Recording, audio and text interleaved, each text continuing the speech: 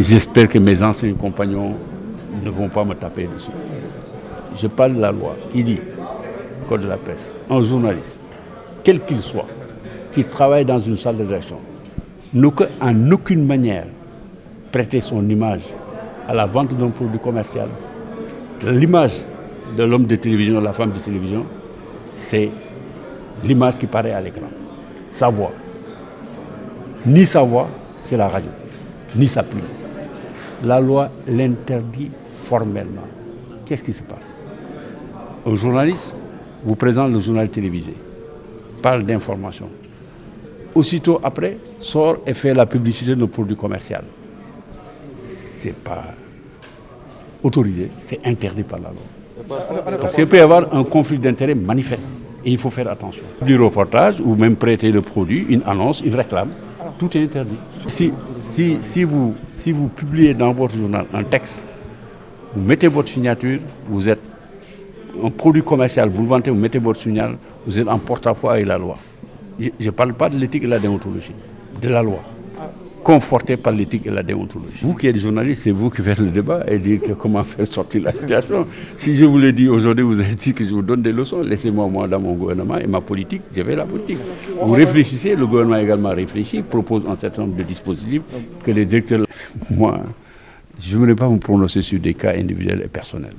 Je vous rappelle ce que la loi dit et ce que les règles éthiques disent. Les règles éthiques disent, et les engagements des télévisions à travers ce qu'on appelle le cahier des charges et à travers également les licences octroyées et les documents de base qui les appuient.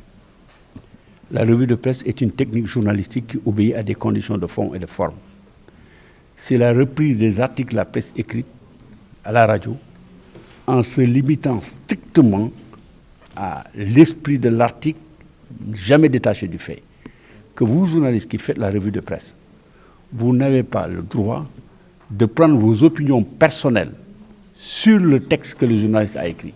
Et ça même, les textes qui sont repris de façon indépendante et détachés du texte rédigé, c'est le journaliste même qui l'a rédigé qui aurait dû refuser de le faire. Parce qu'on lui fait dire ce qu'il n'a pas dit dans le texte. Et l'interdiction qui a été posée, que je sache, n'est pas une interdiction de pratique du journalisme. C'est des limites apportées à un exercice, à une pratique. Au regard de la loi, d'abord qui régit les CNRA, la loi sur le cahier des charges de télévision et des radios, le code de la presse, etc., etc. Donc, les journalistes ont la liberté d'exercer les métiers, mais comme dirait l'autre, cette liberté n'est pas absolue, elle est encadrée par des lois, elle est encadrée par des règlements, elle est encadrée également par des chartes déontologiques et éthiques, et enfin par des règlements généraux du droit.